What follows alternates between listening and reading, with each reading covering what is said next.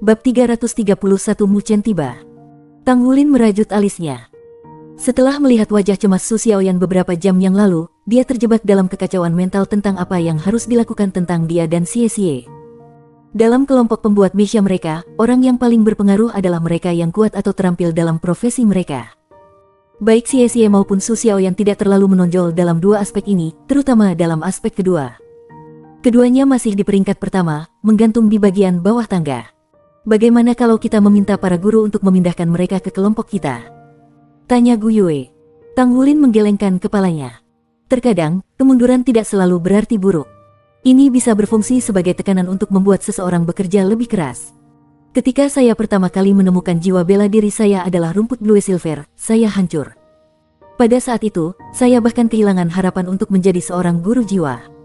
Dan ketika roh-roh pertamaku ternyata rusak, aku hampir menyerah. Tetapi saya terus maju selangkah demi selangkah, berjuang untuk memperbaiki diri dan tidak pernah menyerah pada kemalasan. Saya tahu jika saya melakukannya, saya yakin akan tertinggal dari Anda semua dan tidak akan pernah bisa mengejar ketinggalan. Itu sebabnya saya pikir kita dapat secara halus membantu mereka tetapi tidak melakukan terlalu banyak. Selain itu, kelompok kami terdiri dari keempat anggota Dewan Kelas. Kami lebih kuat dari grup lainnya. Jika kami menambahkan orang lain, siswa lain akan kecewa. Gu Yue merenungkan kata-katanya, tangannya ke dagunya. Itu masuk akal. Xie Xie dan Su Xiaoyan keduanya berasal dari klan besar dan telah dimanjakan sejak kecil. Mereka tidak pernah harus menghadapi kemunduran nyata atau terpaksa melakukan upaya sebanyak yang Anda lakukan, dan karena itu belum menunjukkan potensi penuh mereka. Beberapa stres akan baik untuk mereka. Ayo lakukan apa yang Anda katakan. Jika itu perlu, kami akan turun tangan dan membantu mereka, kata Tang Wulin. Xie Xie adalah pembuat misya dan Su Xiaoyan adalah seorang desainer. Xie Xie perlu menjadi lebih kuat sendiri, jadi kamu tidak perlu terlalu khawatir tentang dia. Saya yakin dia akan mampu melewati. Sedangkan untuk Xiaoyan, Anda dapat membantunya meningkat sebagai desainer. Oh benar, kapan Anda menjadi desainer peringkat keempat? Anda menakjubkan. Gu Yue memutar matanya ke arahnya. Apakah Anda memuji saya atau diri Anda sendiri? Jangan lupa, Anda sudah menjadi pandai besi peringkat kelima. Ditambah lagi, lebih mudah bagi desainer untuk naik peringkat daripada pandai besi. Kekuatan spiritual saya sangat tinggi, jadi saya memiliki keuntungan besar dalam hal mendesain.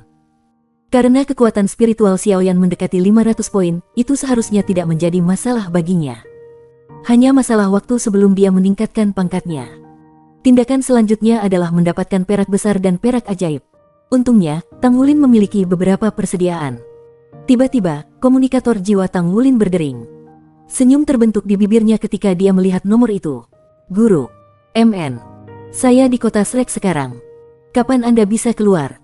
Suara Muchen terdengar jelas melalui speaker komunikator. Di sore hari, saya tidak punya kelas saat itu. Di mana Anda tinggal?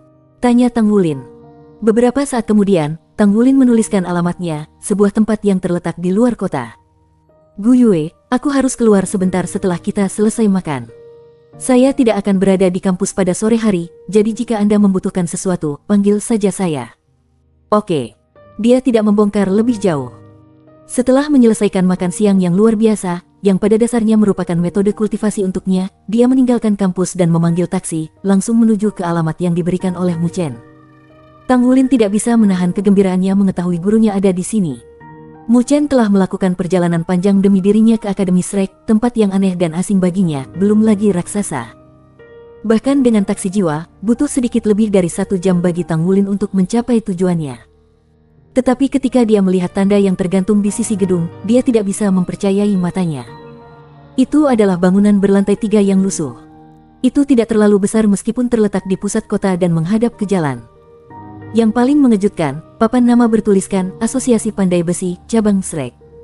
Asosiasi Pandai Besi adalah asosiasi terkemuka yang membentang di seluruh benua. Selain itu, setiap kota besar memiliki cabang asosiasi pandai besi yang mengesankan. Bahkan Issea City adalah gedung yang menjulang tinggi yang membuat Tang Wulin terpesona saat pertama kali melihatnya. Cabang di depannya juga mengejutkan Tang Wulin, tetapi karena alasan yang berlawanan. Ini adalah Shrek City, kota terbesar di benua. Sangat tak terduga bagi kota megah seperti itu untuk memiliki cabang asosiasi blacksmith yang sepi dan kumuh. Mendorong pintu terbuka, Tang Wulin merasakan gelombang deja vu setelah melihat-lihat lantai pertama.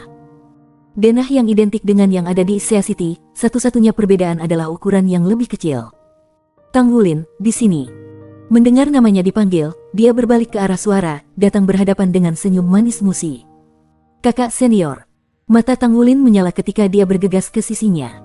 Hatinya tidak bisa membantu tetapi hangat saat bertemu dengan seorang teman lama di tempat asing. Begitu dia selangkah lagi, ekspresi Musi mengeras, ujung suram menarik bibirnya. Dia menarik telinganya. Kamu masih ingat kakak seniormu ini? Mengapa Anda belum menelepon saya sekalipun sejak Anda datang ke Shrek? Apakah Anda lupa semua tentang saya? Aduh, kakak senior, tolong tenangkan aku. Telingaku akan robek. Tang Wulin berteriak, menarik perhatian orang-orang di sekitarnya. Wajah Musi memerah saat dia melepaskan telinganya. Untuk apa kamu berteriak? Ikut aku untuk melihat ayah. Dia berbalik dan menuntun Tang Wulin menaiki tangga di samping. Dengan punggungnya ke Tang Wulin, dia tidak bisa melihat senyumnya. Dengan hanya 3 lantai, tentu saja tidak perlu ada lift di dalam gedung. Segera, keduanya tiba di lantai 3. Saat mereka menginjakkan kaki di lantai ini, mereka mendengar suara dentingan logam pandai besi bekerja. Musi membawa Tang Wulin ke kamar terdalam, membuka pintu geser, dan mengantarnya masuk. Itu adalah kantor sekitar 100 meter persegi. Perabotannya tampak tua dan usang, jelas barang antik. Mu Chen berseri-seri di Tang Wulin dari belakang mejanya. Tidak berhenti berdetak, Tang Wulin melangkah maju dan membungkuk. Guru. Mu Chen terkekeh. Silahkan duduk.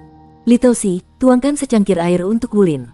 Musi mendengus, tetapi masih melakukan apa yang diperintahkan. Menerima cangkir itu dan menyesapnya, Tang Wulin terkejut mengetahui bahwa itu sebenarnya adalah cangkir jus jeruk yang baru saja diperas kesukaannya. Itu jelas disiapkan beberapa waktu lalu.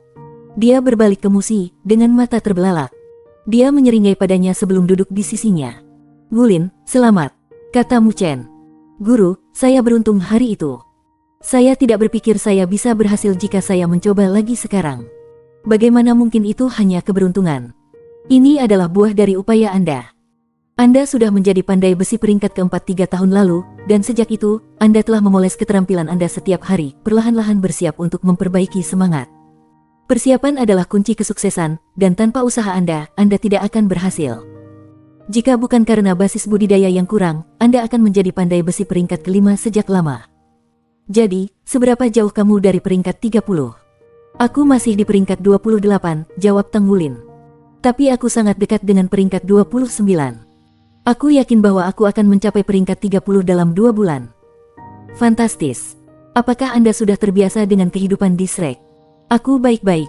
Ada banyak tekanan, jadi saya tidak bisa santai untuk sesaat. Mu Chen tersenyum. Itu bagus. Tekanan akan memperkuat Anda. Saya tidak khawatir dengan ketekunan dan daya tahan Anda. Selama Anda dapat terus meningkatkan kekuatan jiwa Anda pasti akan memiliki kesempatan untuk menjadi pandai besi ilahi di masa depan. Ingatlah untuk tidak pernah berpuas diri. Prioritas nomor 1 Anda saat ini adalah meningkatkan kekuatan jiwa Anda. Saya berharap bahwa Anda akan menjadi santo pandai besi sebelum ulang tahun ke-20 Anda. Jika Anda melakukannya, maka Anda mungkin menjadi pandai besi ilahi pada usia 30. Hah, bukankah itu terlalu cepat? Tang Wulin tidak pernah berharap gurunya memiliki harapan yang begitu tinggi untuknya. Mu Chen menggelengkan kepalanya. Itu tidak terlalu cepat. Tubuh setiap orang mencapai puncaknya di usia 20-an. Bagi kami pandai besi, secara eksponensial menjadi lebih sulit untuk menyerang pangkat berikutnya begitu kami mencapai usia 30-an. Ambil Mang Tian misalnya. Dia menjadi pandai besi peringkat kelima di usia 40-an, jadi hampir tidak mungkin baginya untuk menjadi Saint Blacksmith. Pandai besi adalah profesi yang sangat menuntut energi. Satu-satunya cara kita dapat naik ke peringkat yang lebih tinggi adalah dengan tubuh yang kuat, banyak esensi darah, dan pikiran yang jernih. Kemudian, Anda akan memahami betapa pentingnya persepsi Anda, bahwa dalam sepersekian detik, itu bisa mengangkat Anda ke tingkat berikutnya. Dari pemurnian semangat dan seterusnya, pemahaman Anda tentang logam sama pentingnya dengan bakat dan keberuntungan Anda. Oleh karena itu, semakin cepat Anda meningkatkan peringkat Anda, semakin tinggi peluang Anda untuk menjadi Saint Blacksmith. Dipahami. Tang Wulin mengangguk, memutuskan untuk bekerja lebih keras dari sebelumnya. Bab 332 Kakak Perempuan Kelas 2. Apakah Anda terkejut dengan betapa menyedihkannya cabang asosiasi pandai besi di sini? Mu Chen bertanya. Ya. Tang Wulin mengangguk. Bukankah Shrek kota terbesar di benua? Cabang asosiasi pandai besi di sini seharusnya luar biasa. Kenapa seperti ini? Justru karena ini adalah kota Shrek sehingga cabang ini sangat menyedihkan. Shrek Academy mengendalikan semua yang ada di kota ini. Pada dasarnya, Anda dapat menganggap kota sebagai negara merdeka. Shrek Academy telah membentuk asosiasi untuk setiap perdagangan dan profesi. Saya yakin Anda sudah bergabung dengan asosiasi Shrek Blacksmith, benar? Demi tidak menimbulkan konflik antara asosiasi mereka dan kami hanya memelihara cabang kecil di sini. Asosiasi Pandai Besi, yang memiliki cabang yang dapat Anda temukan di seluruh benua, benar-benar berbeda dari asosiasi Pandai Besi Shrek. Jadi begitulah, kata Tanggulin. Bukankah itu berarti Shrek benar-benar menindas? Mu Chen menggelengkan kepalanya. Shrek tidak menindas. Ini mereka yang mengatur diri mereka sendiri. Sebenarnya, ada banyak elit dari setiap profesi di sini, lebih dari cukup untuk mendukung asosiasi mereka. Anda menyebutkan bahwa Pak Tua Feng sedang mencari Anda. Apa dia melakukan sesuatu padamu? Tanggulin menggelengkan kepalanya. Penatua Feng ingin menganggap saya sebagai muridnya, tetapi saya tidak setuju. Orang tua itu adalah maniak sejati. Dia baru mulai pandai besi di usia 40-an, namun dia masih berhasil menjadi Saint Blacksmith. Dia memiliki filosofi pandai besi yang unik, jadi tidak ada salahnya Anda belajar darinya. Jika dia bertanya lagi, Anda dapat menerimanya sebagai guru Anda juga. Pastikan saja dia tidak memaksa Anda untuk menjadikannya satu-satunya guru Anda. Hah? Tanggulin tidak pernah berharap Mu Chen mengatakan sesuatu seperti ini. Guru, aku tidak akan meninggalkanmu. Jangan salah paham. Mu Chen melambaikan tangannya dengan acuh tak acuh. Aku serius. Kota Shrek berbeda dari tempat lain. Tidak mudah untuk membangun diri Anda di sini. Tidak ada keraguan tentang bakat penempaan Anda, tetapi kekuatan Anda masih kurang. Memiliki pendukung akan baik untuk Anda. Penatua Feng sangat kuat dan terkenal karena sifatnya yang marah. Namun, semua orang juga tahu bahwa dia memperlakukan orang-orang di sisinya dengan sangat baik. Hal-hal yang dapat dia ajarkan kepada Anda akan melengkapi hal-hal yang saya ajarkan kepada Anda. Lalu senyum bermasalah muncul di wajah Mu Chen. Sejujurnya, aku tidak bisa mengalahkannya. Jika Anda terus menolaknya, saya yakin dia akan mengetuk pintu saya suatu hari nanti. Daripada hal itu terjadi, lebih baik membiarkan Anda memiliki guru lain. Mu Chen secara alami tidak ingin berbagi Tanggulin dengan Feng Wuyu. Lagi pula tidak ada yang mau membagikan murid mereka. Namun, Tanggulin akan menghabiskan bertahun-tahun di Shrek Academy. Menolak menerima Feng Wuyu karena gurunya memiliki potensi untuk mempengaruhi kultivasinya di masa depan dan menghalangi peluangnya untuk menjadi pandai besi ilahi. Di atas segalanya, Mu Chen ingin menghindari ini. Jadi Mu Chen akhirnya membuat keputusan untuk berbagi Tanggulin. Guru, aku. Sebelum Tanggulin bisa mengatakan hal lain, Mu Chen mengangkat tangan untuk menghentikannya. Ceritakan padaku apa yang terjadi ketika rohmu dimurnikan. Saya sangat tertarik bagaimana keadaannya. Kamu pandai besi pertama dalam sejarah yang disempurnakan dengan hanya 2 cincin jiwa. Oke. Tanggulin melanjutkan untuk menceritakan peristiwa ujian masuk dan bagaimana dia menanggung beban untuk mengambil persidangan untuk membantu Gu Yue diterima. Berkat tekanan itu, dia berhasil memurnikan semangat.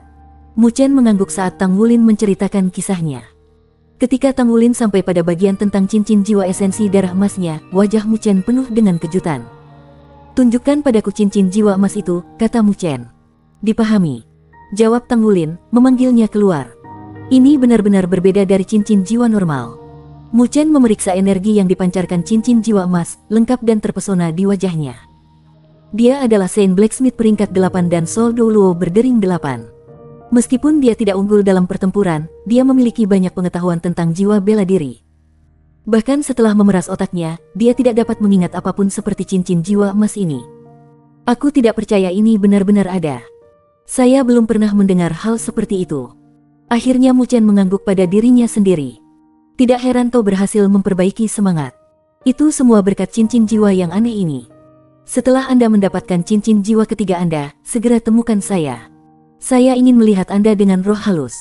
Ya guru. Oh benar, saya punya sesuatu yang ingin saya diskusikan dengan Anda. Tanggulin kemudian melanjutkan untuk menjelaskan rencana kelompoknya untuk membuat baju perang. Dia yakin bahwa Mu Chen, sebagai Saint Blacksmith, pasti menghasilkan banyak logam untuk baju perang sebelumnya, yang berarti bahwa dia akan berpengalaman dengan membuat baju perang. Sangat bagus bahwa kelompok Anda memikirkan hal ini. Mu Chen mengangguk setuju. Semakin awal kamu mendapatkan pengalaman dengan battle armor, semakin mudah bagimu untuk membuat battle armor yang kuat di masa depan. Battle armor dibagi menjadi 4 level.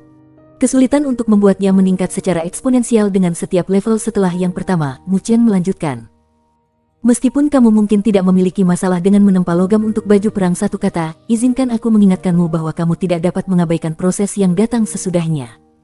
Anda harus berpartisipasi dalam merancang, membuat, dan menyetel baju perang.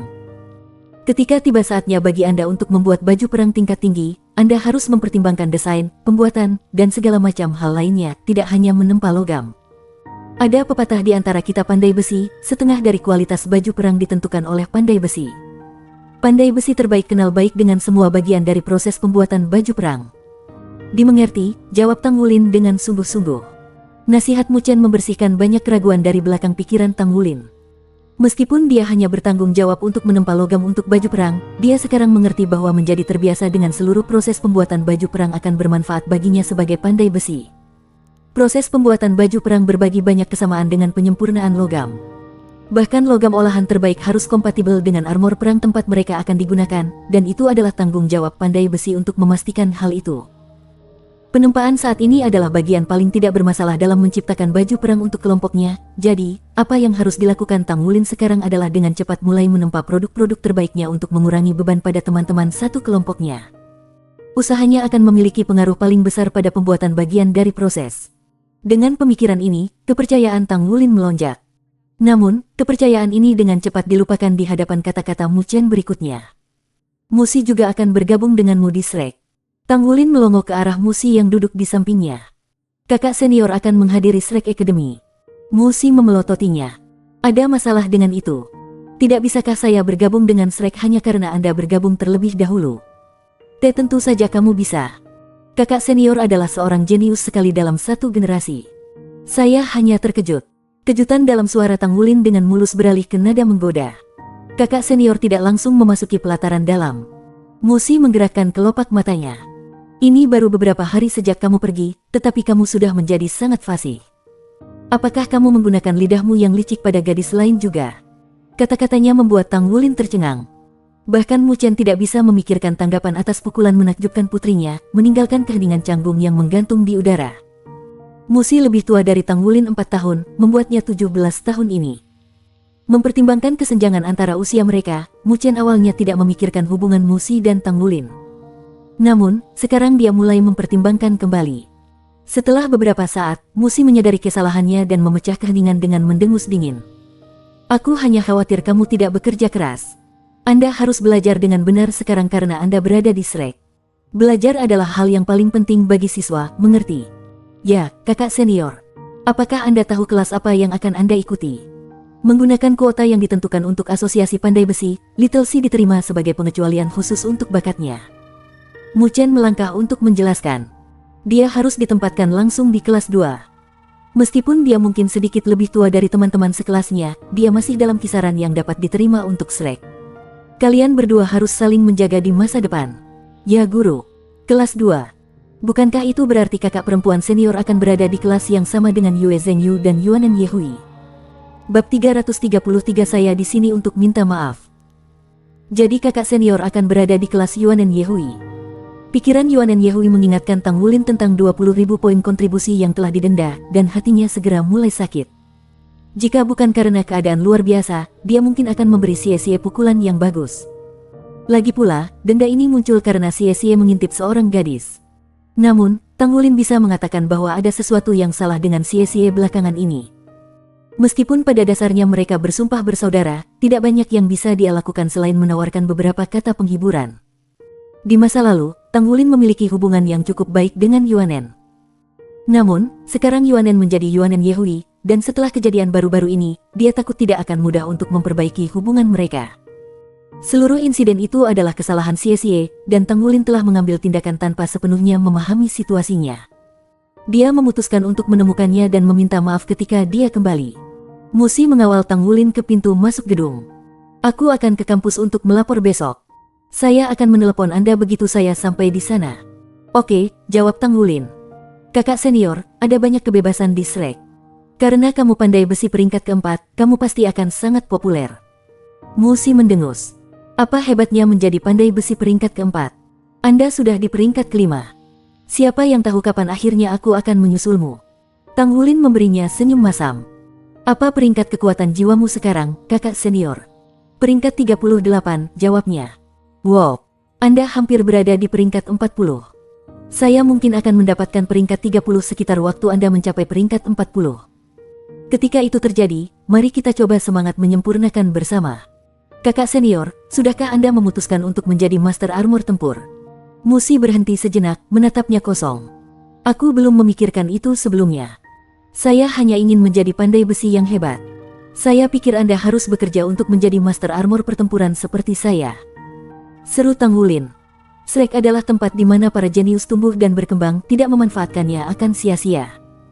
Menjadi Master Armor pertempuran adalah persyaratan untuk lulus dari lapangan luar. Membuat Battle Armor pasti akan banyak membantu kita. Itu akan membuat kita lebih kuat, membantu dalam kultivasi kita, dan juga akan meningkatkan keterampilan pandai besi kita. Dengan itu meningkatkan kultivasi kami akan mampu melakukan pandai besi tingkat tinggi bahkan lebih cepat. Kami akan melakukan setengah pekerjaan untuk menggandakan hasilnya. Musi merenungkannya.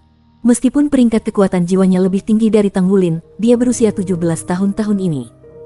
Dia tidak bisa dianggap hebat di Akademi Shrek. Bahkan, dia sedikit di bawah rata-rata.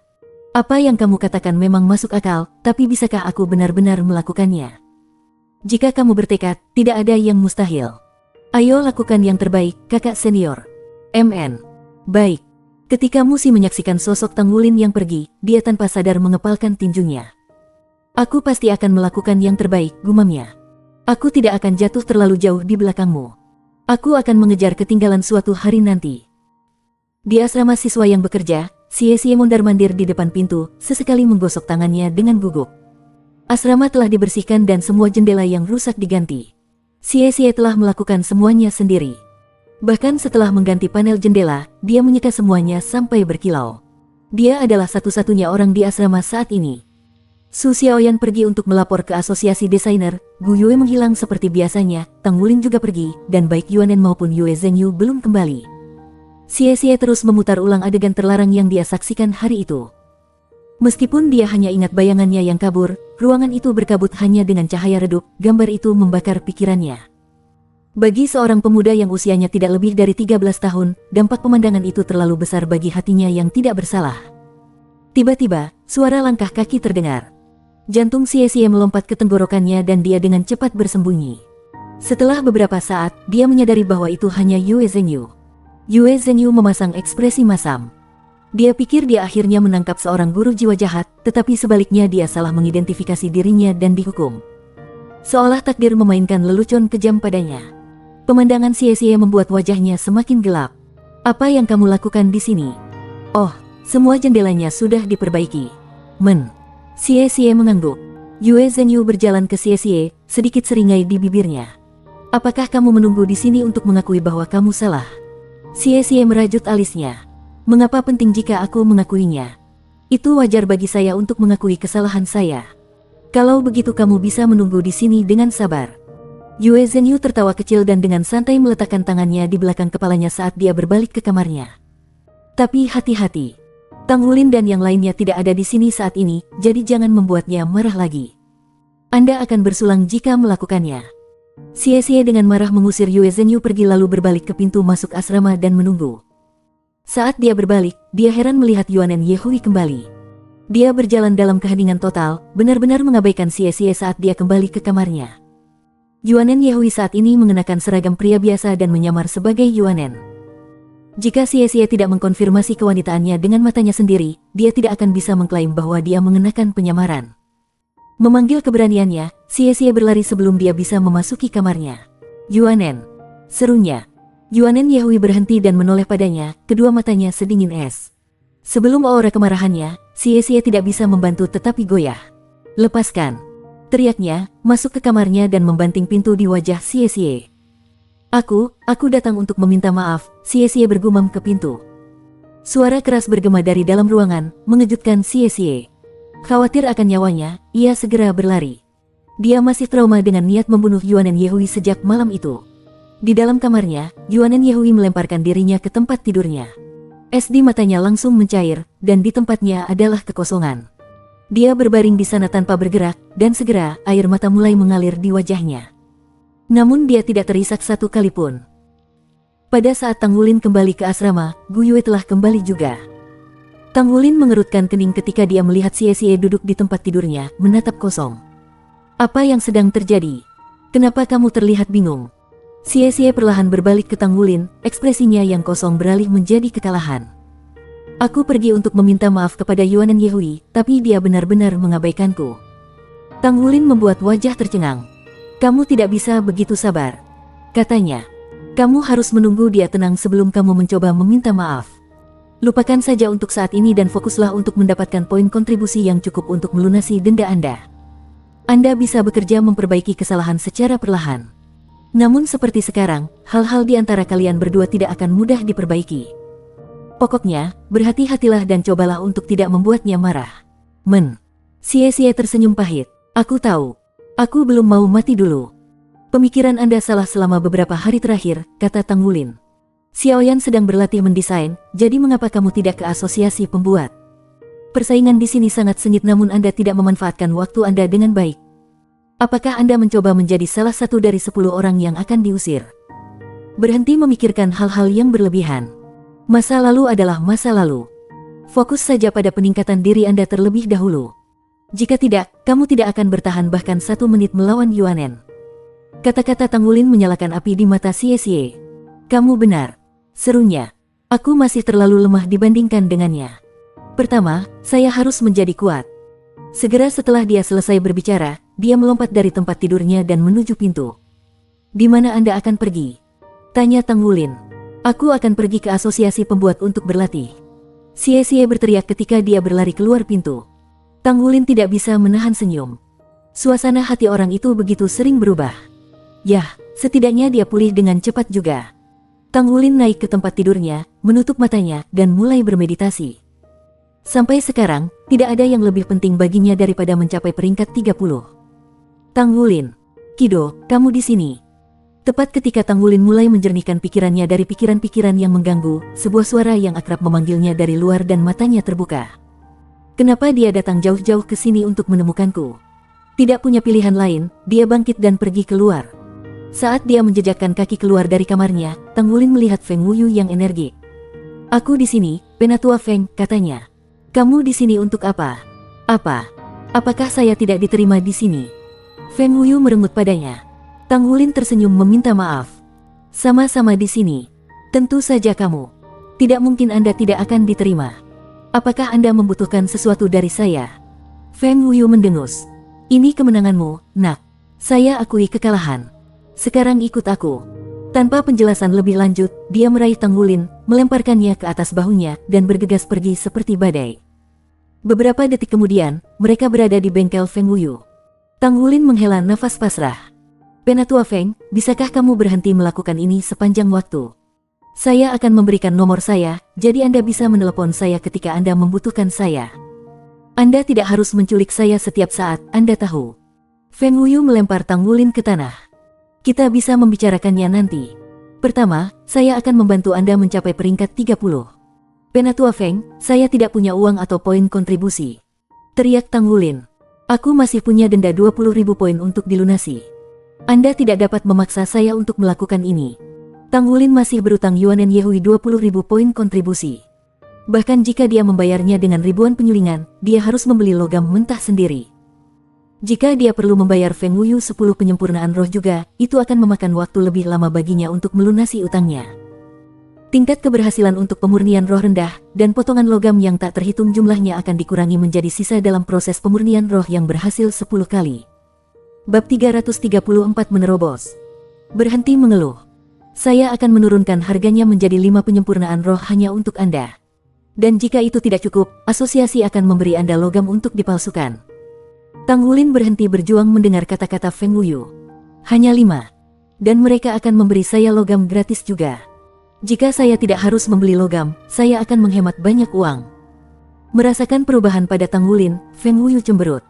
Aku mengerti sekarang. Nak, kau pengacau uang yang sangat pelit. Tang Wulin tersenyum dan jatuh agak pendek. Penatua Feng, saya bukan pengacau uang. Saya hanya dari keluarga miskin. Jika saya tidak merencanakan setiap sen dari pengeluaran saya setiap hari, maka saya tidak mampu makan. Jangan lupa, saya seorang siswa yang bekerja. Saya harus membayar makanan saya juga. Saya tidak mampu untuk tidak pelit. Bagaimana kalau Anda menutupi semua makanan saya juga? Jika Anda melakukannya, maka saya akan mendengarkan apapun yang Anda katakan. Beri aku istirahat. Feng Wuyu mengerang, mengangkat tangannya ke atas. Lalu dia mencubit pangkal hidungnya. Baik, aku akan membayar makananmu. Tetapi hanya jika Anda menerima saya sebagai gurumu. Kesepakatan. Mu Chen mendesaknya untuk menjadi muridnya. Memberi makan dirinya sendiri saat ini adalah tantangan terbesarnya. Respons cepat Tang Wulin membuat Feng Wuyu linglung. Dia menyipitkan matanya beberapa detik setelah itu, kecurigaan tebal di udara. Kenapa kamu setuju begitu cepat? Anda bertingkah seperti pencuri kecil. Apa yang sedang terjadi? Tang Wulin mengungkapkan senyum rubah. Kebetulan saya bertemu guru Mu Chen hari ini, dan dia setuju untuk membiarkan saya menerima Anda sebagai guru saya. Tentu saja, guru Mu Chen masih menjadi salah satu guru saya juga. Penatua Feng, kata-kata Anda memiliki banyak bobot, Anda tahu. Jadi kamu harus menepati janjimu. Feng Wuyu mengerti sekarang. Nak, kamu benar-benar tahu bagaimana memanfaatkan peluang. Anak itu, Mu Chen, juga cukup bijaksana. Saya sebenarnya berencana untuk mengunjunginya dengan baik dan sedikit mengamuk. Jika Mu Chen hadir untuk mendengar kata-kata Feng Wuyu, dia pasti akan berkeringat dingin. Feng Wuyu adalah orang gila sejati. Selain Mu Chen, bahkan Zhen Hua, seorang pandai besi ilahi dan presiden asosiasi pandai besi, berani memprovokasi dia. Penatua Feng, jadi Anda setuju untuk membayar makanan saya, kan? Bagi Tang Wulin, ini adalah bagian terpenting dari kesepakatan mereka. Kamu masih memanggilku, Penatua Feng. Feng Wuyu memijat dahinya dengan tangannya, kejengkelannya sebelumnya menghilang. Apakah kamu pikir aku pikun? Guru. Tang Wulin dengan cepat mengoreksi dirinya sendiri. Untuk sesaat, karena kebanggaan mendapatkan Tang Wulin sebagai mahasiswa, ia menyeringai lebar. Setelah menikmati penghormatan murid barunya untuk sementara waktu, dia menendang Tang Wulin dari tanah. Baik, bangun kamu bocah. Anda murid saya mulai sekarang. Jika ada yang berani menggertakmu di kampus, katakan saja padaku dan aku akan mengalahkan mereka. Terima kasih, guru. Tang Wulin menunduk, gambar rasa hormat. Sekarang Feng Wuyu adalah gurunya, Tang Wulin bertindak sangat berbeda dari sebelumnya. Ada batas untuk bagaimana Tang Wulin yang kurang ajar bisa bertindak. Dia mengerti perkataan, seorang guru untuk sehari, seorang ayah seumur hidup. Bahwa dia berhasil sejauh ini dan mengumpulkan sedikit pencapaian yang dia miliki sebagian besar karena bimbingan dan pelajaran hidup dari gurunya, Mang Tian, Mu Chen, dan Wu Zhangkong. Jika bukan karena mereka, mungkin Tang Wulin masih akan berada di kota Glorybound, ditakdirkan untuk menjadi biasa-biasa saja. Tetapi dia memiliki keberuntungan belajar di bawah ketiganya, dan sekarang dia adalah presiden kelas 1 di akademi terbesar benua itu. Apakah Anda perwakilan pandai besi kelas Anda? Tanya Feng Wuyu. Tang Wulin mengangguk, seringai bangga terbentuk di bibirnya. Aku juga ketua kelas. Apakah kamu serius? Suaranya mengangkat satu oktav dari keterkejutan. Tang Wulin mengangguk dengan gembira saat dia menunggu pujian gurunya. Meskipun dia bukan orang terkuat di kelasnya, dia masih ketua kelas. Hanya ada 6 presiden kelas di seluruh lapangan luar. Namun, kenyataan tidak memaafkan. Jadi seorang guru jiwa 2 cincin adalah ketua kelas, sepertinya angkatan baru siswa tahun ini bukanlah sesuatu yang istimewa. Wajah Tang Wulin jatuh. Baiklah, cukup omong kosong. Mari kita membuat Anda peringkat 30 sekarang. Semakin lama Anda dapat berlatih memurnikan semangat, semakin baik. Hal yang sama dengan memulai lebih awal. Sekarang duduk tegak dan stabilkan tubuh Anda. Tang Wulin dengan cepat meluruskan punggungnya dan menenangkan intinya. Duduk di belakang Tang Wulin, Feng Wuyu mengangkat kedua tangannya. Dalam sekejap, keheningan mutlak turun di bengkel. Tang Wulin memperhatikan perubahan ini, tetapi dia tidak bisa mulai memahami apa yang telah terjadi. Kemudian Feng Wuyu meletakkan tangannya di punggung Tang Wulin dan berkata, tidak peduli betapa menyakitkannya ini, tahan saja. Anda harus gigih. Dipahami? Ya, jawab Tang Wulin. Rasa sakit. Saya sudah mengalami siksaan karena melanggar segel. Tidak mungkin itu bisa lebih buruk. 2 aliran energi yang lembut dan mengalir-mengalir ke dalam tubuhnya, memberinya kehangatan yang menenangkan. Kedua energi itu bergerak dan bergabung dengan kekuatan jiwa Tang Wulin dan esensi darah. Sirkulasikan energi ini dengan cara yang sama ketika Anda berkultivasi, kata Feng Wuyu. Menerapkan metode surga misterius, Tang Wulin menghendaki kekuatan spiritualnya untuk membimbing energi hangat, menggerakkannya bersama dengan kekuatan jiwanya. Dia bisa merasakan meridiannya dimurnikan ketika energi mengalir melalui mereka, meninggalkan rona emas samar kemanapun ia pergi. Agak elastis seperti meridiannya, mereka tidak kebal terhadap perasaan kembung. Meskipun demikian, Tang Wulin tidak mengalami rasa sakit. Begitu Feng Wuyu mengeluarkan geraman bingung dari belakangnya, aliran energi hangat tumbuh dari aliran kesemburan. Tang Wulin merasa semakin membengkak seiring waktu berlalu, tetapi seperti yang diperintahkan Feng Wuyu, dia terus mengedarkan energi melalui tubuhnya. Sementara jumlah energi dalam meridiannya terus meningkat, dia mempertahankan kontrol yang terampil dari itu. Segera, dia menyelesaikan satu siklus metode surga misterius. Meridian dan tubuhnya dipenuhi energi sekarang. Masing-masing berdenyut, terbakar seakan terbakar. Meski begitu, Tang Wulin melewati semua itu, mengetahui kekuatan jiwanya meningkat. Bertahanlah, perintah Feng Wuyu. Tang Wulin menurut, terus mengedarkan kekuatan jiwanya. Setelah membiasakan diri dengan energi, siklus berikutnya berlalu lebih cepat dari sebelumnya. Dengan setiap siklus sirkulasi, Tang Wulin merasakan peningkatan kekuatan jiwanya dan pemurnian meridiannya, belum lagi memudar dari perasaan kembung. Guru, kekuatan jiwa macam apa ini? Bagaimana itu bisa memiliki efek semacam ini? Apakah itu benar-benar menyempurnakan meridian saya? Ini adalah pertama kalinya Tang Wulin mengalami sesuatu seperti ini. Namun, dia tidak naif terhadap nilainya. Dia mengerti betapa luar biasanya prosedur ini, berikan betapa beruntungnya ini. Tidak hanya energi hangat menyaring meridiannya, itu juga memperkuat visera dan tulangnya. Kenyamanan menyapu dirinya, menggantikan perasaan kembung sebelumnya. Akan lebih bagus jika berkultivasi selalu seperti ini. Setelah Tang Wulin menyelesaikan siklus sirkulasinya yang ke-49, kehangatan mulai masuk ke dalam dantiannya, berputar ke tengah. Berhenti. Perintah Feng Wuyu. Energi berputar di dalam dantian Tang Wulin, bergabung dengan kekuatan jiwanya untuk membentuk pusaran air. Tiba-tiba sesuatu menekan bibirnya, meninggalkan rasa gatal yang dingin. Buka mulutmu. Tepat ketika dia menurutinya, sebuah benda dingin jatuh ke tenggorokannya, meleleh menjadi cairan kemudian mengalir ke dantiannya. Segera, Tang Wulin merasakan ledakan energi dingin di dalam dirinya. Sensasi dingin berubah menjadi dingin membeku, menyebar ke setiap sudut tubuhnya dalam sekejap. Bab 335 Presiden Kelas tidak ada. Menggigil berlari ke tulang belakang Tang Wulin ketika sensasi beku memasuki tubuhnya. Dia menghendaki dantiannya berputar lebih cepat, kecepatannya dengan cepat meningkat 3 kali lipat. Saat dia terus mengedarkan energi hangat Feng Wuyu ke seluruh tubuhnya, cairan dingin yang dia konsumsi tidak lagi tampak keras dan ledakan dingin melambat. Energi membanjiri meridian Tang Wulin sekali lagi. Untungnya, mereka cukup tangguh untuk menahannya. Setelah 49 siklus sirkulasi, meridian, tulang, dan viseranya membentuk lapisan luar pelindung yang dengan kuat menahan dingin.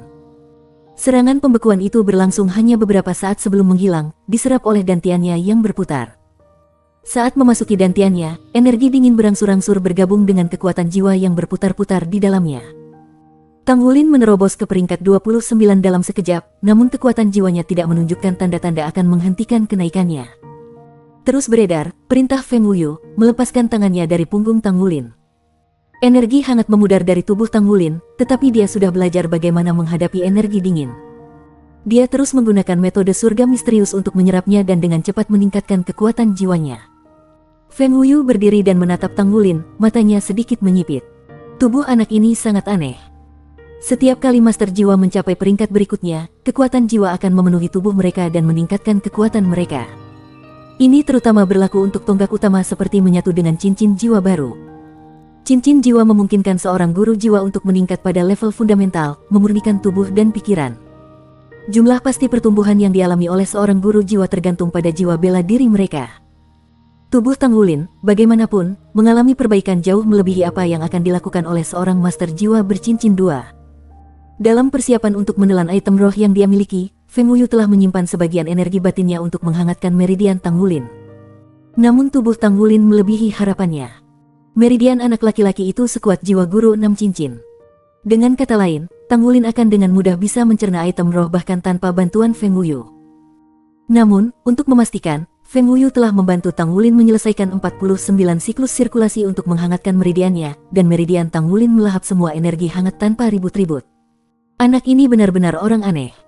Esensi darahnya begitu kuat dan kuat yang bahkan tidak bisa dimiliki oleh master jiwa tipe kekuatan dewasa. Tidak heran dia berhasil masuk ke Shrek hanya dengan 2 cincin, dan mampu menjadi presiden kelas. Wu Zhangkong berdiri di belakang podium ruang kelas 1. Hari ini adalah kuliahnya yang ketiga dan terakhir tentang dasar-dasar Mesya. Shrek Academy berkembang melalui kurikulumnya dengan kecepatan sangat tinggi. Semua siswa harus rajin. Mereka perlu melakukan pekerjaan rumah mereka dan menyelesaikan bacaan mereka setiap hari untuk mengikuti. Jika tidak, maka mereka pada akhirnya akan diusir. Ayo mulai kelas, kata Wu Zhangkong. Para siswa di kelas tidak mengeluarkan suara. Menurut tradisi, begitu guru mengumumkan awal kelas, ketua kelas harus memerintahkan semua orang untuk berdiri dan memberi hormat. Baru kemudian kelas akan secara resmi dimulai. Namun pada saat itu, keheningan menyelimuti ruangan itu. Perintah untuk berdiri tidak terdengar. Semenit kemudian, seorang gadis berkata, "Berdiri." Gadis itu adalah Gu Yue. Saat semua orang berdiri dan memberi hormat, mata Wu Zhangkong melesat ke kursi Tang Wulin. Karena kursi Tang Wulin ada di baris paling pertama, semua orang bisa dengan jelas mengatakan bahwa dia tidak ada. "Duduk," kata Wu Zhangkong. Setelah semua siswa mengambil tempat duduk mereka, dia menoleh ke Gu Yue. "Di mana Tang Wulin?" Gu Yue menggelengkan kepalanya. "Aku tidak tahu. Dia tidak kembali ke asrama tadi malam." Wu Zhangkong mengerutkan kening. Dia tidak memberitahuku bahwa dia akan absen atau memberikan alasan, jadi itu satu serangan terhadapnya. Di sini, di Shrek Academy, tidak normal bagi ketua kelas untuk melewati kelas. Pada saat itu, gedoran keras bergema dari pintu ruang kuliah. Pintunya sudah terbuka, dan Wu Zhangkong menoleh untuk melihat seorang pria berusia akhir 20-an berdiri di sana. "Halo, Guru Wu," kata pria itu. "Penatua Feng mengirim saya untuk memberitahu Anda bahwa Tang Wulin saat ini berada pada titik penting dalam kultivasinya dan tidak boleh diganggu, jadi dia tidak akan menghadiri kelas. Maafkan ketidakhadirannya hari ini." Wu Zhangkong tertegun. "Penatua Feng? Seperti di Feng Wuyu?" "Ya." Pria muda itu mengangguk. "Baik, saya mengerti." Pria muda itu pergi dan Wu Zhangkong memulai ceramahnya. Namun, semua siswa memiliki satu pertanyaan di benak mereka, di mana presiden kelas? Sekolah baru dimulai beberapa hari yang lalu, namun dia sudah ketinggalan kelas. Namun, semua orang ingat bahwa Tang Wulin hanya memiliki 2 cincin jiwa, jadi mereka bertanya-tanya apakah dia di tengah mendapatkan ketiganya. Hanya siswa yang menjadi anggota asosiasi pandai besi yang tahu siapa Penatua Feng. Di bawah tatapan dingin Wu Zhangkong, bagaimanapun, tidak ada yang berani mengatakan apapun selama ceramah. Ceramah berlanjut, tetapi jelas bahwa pikiran Gu Yue tidak ada. Dia mengerti Tang Wulin terbaik dan tahu bukan saatnya baginya untuk membuat terobosan. Hanya 2 hari yang lalu dia mengatakan dia berada di peringkat 28, jadi bahkan jika dia membuat terobosan, dia hanya akan mencapai peringkat 29. Pencapaian kecil seperti itu tidak akan memakan banyak waktu. Dalam nada yang sama, tidak mungkin bagi Tang Wulin untuk membuat terobosan dalam pandai besi. Dia baru saja menjadi pandai besi peringkat kelima dan tidak bisa mencoba memurnikan semangat lagi sampai dia mendapatkan cincin ketiga. Mengingat semua ini, dia bertanya-tanya terobosan seperti apa yang bisa dia lakukan. Xie Xie dan Su Xiaoyan juga sama-sama ingin tahu, tetapi karena mereka juga tahu seberapa gila Penatua Feng, kecemasan memenuhi hati mereka. Di kelas 2, Long Xiu, guru yang bertanggung jawab di kelas, tersenyum dari belakang podium. "Sekarang izinkan saya memperkenalkan kalian semua kepada siswa baru yang akan bergabung dengan kelas kami." Musi berjalan mendekatinya. "Ini Musi," kata Long Xiu. "Asosiasi pandai besi memindahkannya ke kelas kita. Dia berumur 17 tahun dan pandai besi yang luar biasa dari peringkat keempat. Paling lambat, dia akan bisa mencoba memurnikan semangat dalam 1 tahun. Kelas kami memiliki kekurangan pandai besi, jadi saya harap Anda akan memperlakukannya dengan baik." Yuanen Yehui duduk di baris pertama, dan Yue Zhenyu duduk di baris terakhir. Sama seperti semua siswa lainnya, mata mereka terpaku pada teman sekelas pandai besi yang cukup baru. Beberapa siswa adalah pandai besi sejak awal, lebih sedikit pandai besi yang sangat baik, dan hampir tidak ada yang perempuan. Musi bisa merasakan niat baik yang luar biasa di tatapan teman-teman sekelasnya. Semua orang di kelas 2 sudah bersiap untuk membuat baju perang mereka. Begitu mereka mencapai kelas 3 atau 4, mereka akan secara resmi mulai membuatnya. Dalam mengejar tujuan itu, teman sekelas pandai besi yang terampil sangat diperlukan. "Perkenalkan dirimu, Musi," kata Long Xiu sambil tersenyum. Musi mengangguk ke Long Xiu. "Halo semuanya, aku Musi. Saya dari Xia City, yang merupakan bagian dari Sky Xia Alliance. Tujuan saya adalah menjadi pandai besi ilahi. Tolong jaga aku. Duduklah." Long Xiu menunjuk ke kursi kosong di belakang. "Ya." Musi pergi ke kursinya. Karena Yue Zhenyu hanya bergabung dengan kelas beberapa hari sebelumnya, kebetulan berada di sebelahnya. Yue Zhenyu tersenyum padanya. "Hai, saya Yue Zhenyu." "Halo." Musi mengakuinya dengan anggukan. "Apakah ada banyak pandai besi peringkat 4 muda di asosiasi pandai besi?" tanya Yue Zhenyu. Pertanyaannya yang tiba-tiba mengejutkan Musi, tetapi setelah beberapa saat dia menggelengkan kepalanya. Tidak banyak. Yue Zhenyu menurunkan suaranya. Jadi, apakah kamu punya pacar? Musi memutar matanya ke arahnya. Berapa usia kamu? 15, jawabnya. Musi mendengus. Kamu hanya anak-anak, tapi kepalamu sudah dipenuhi pikiran seperti itu. Perhatikan kuliahnya. Setelah mengatakan ini, dia mengabaikan Yue Zhenyu, menyilangkan tangannya, dan menempelkan tatapannya ke papan tulis. Yue Zhenyu terdiam. Perempuan ini. Tang Hulin benar-benar belum menyelesaikan terobosannya. Jika itu hanya kekuatan jiwanya mencapai peringkat 30, dia akan sudah lama selesai. Meskipun peringkat 30 dianggap sebagai hambatan, pengisian langsung melalui itu adalah masalah sederhana baginya. Namun, terobosan Tang Hulin saat ini tidak ada hubungannya dengan mencapai peringkat 30. Ketika dia menyerap energi dingin dari item roh, dia merasa tubuhnya menjadi lebih ringan dan kekuatan jiwanya melonjak melalui kemacetan. Dia telah berhasil mencapai peringkat 30. Dalam sekejap, kekuatan jiwanya tampaknya mendidih. Kekuatan jiwa dalam dantiannya berputar lebih cepat dari sebelumnya. Rasanya seolah kekuatan jiwanya telah mengembun menjadi cairan, membentuk pusaran air yang tumbuh lebih kecil dan lebih padat. Tang Hulin tahu ini adalah apa yang terjadi ketika seorang guru jiwa melompat dari 2 cincin menjadi 3. Dia sekarang adalah penatua jiwa. Sementara itu, Goldlight merayap keluar dan merentangkan dirinya di sepanjang bahu Tang Hulin. Kemudian bunyi letusan bergema dari tubuhnya saat tumbuh lebih panjang setengah kaki dan menjadi lebih tebal dari sebelumnya. Sisik emasnya tumbuh lebih besar, dan matanya bersinar lebih terang. Jiwa roh tumbuh bersama tuan mereka, tetapi pertumbuhan Goldlight jauh melampaui norma. Feng Wuyu berdiri di samping, menyaksikan semua ini terjadi. Ketakjuban menutupi wajahnya. Jiwa roh macam apa itu? Mengapa tumbuh begitu banyak? Bahkan jika itu adalah roh-roh 1000 tahun, apakah itu benar-benar memungkinkan untuk tumbuh sejauh ini? Bersambung.